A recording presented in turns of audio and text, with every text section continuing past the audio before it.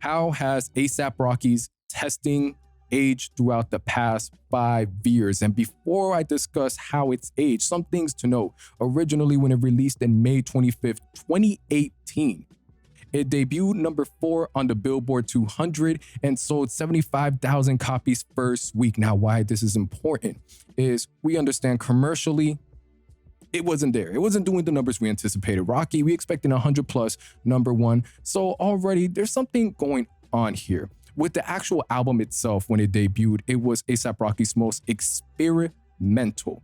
And for me personally, I enjoyed the new direction. However, the actual album itself was disappointing with some highlights sprinkled, just a couple highlights sprinkled in there. And here we are almost 5 years later. How has the album aged for me? An album that A$AP Rocky himself has stated he felt is his own version of Yeezus, which it's nothing close. But with that, the intro to this album right now, Distorted Records, still feels as lost and hazy as I remembered it the first time. I don't know how this left the USB drive, but for whatever reason, it made its way into the album and streaming platforms, and I haven't recovered since. ASAP Forever, come on, K Cudi, Mobe T.I. music video, whether we're talking about the OG or the remix, is a banger. I appreciate it. Tony Tone was something that could have needed a little bit more something. And I'm gonna briefly be going over these songs just to see how it has aged for me, how I felt about it, any changes, and is it truly revolutionary? Did we not understand it when initially released? And to organize myself a bit, when these experimental albums drops, there are certain moments where, or certain conversations where we just don't get it at the moment. As time goes on, we'll appreciate it or get used to the sounds that maybe we weren't as comfortable with.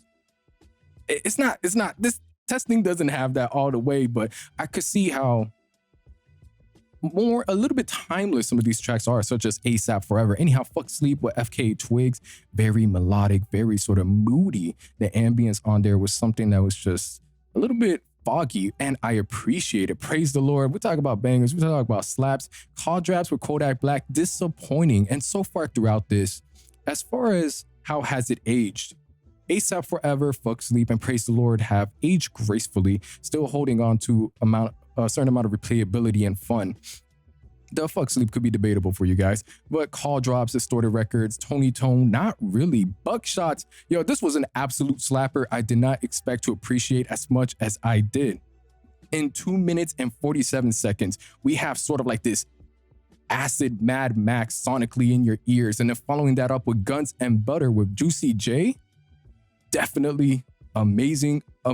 These are 2 tracks that I genuinely feel have aged better as time has went on. What it lacks in sort of like that rhythm, that sort of, where you could sort of get that traction with the song and get caught in the loop. It's like every other 30 seconds, it just goes in a direction where you're like, all right, it is sort of expected.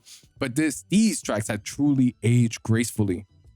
Brother Man featuring French Montana, one of my favorite French Montana features. I was pleasantly surprised. This is a song you want to play in the morning after you get done watching The Sopranos and you got to hide a body. It just gets the job done.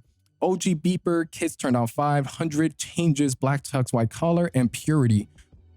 Just the whole entire ending for Testing, almost like 1/3 of it, has not aged gracefully. It's very confusing. There's the general lack of direction just continues to show itself as time goes on. It's just like, oh, when I first listened to it, maybe I don't get it.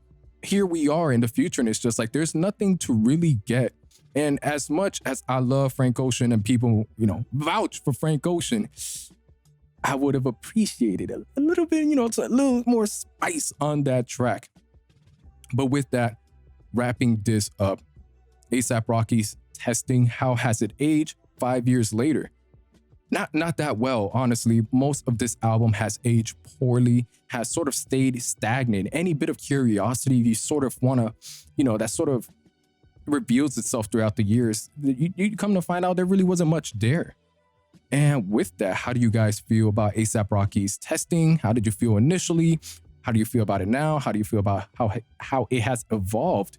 And what do you look forward to with this next album?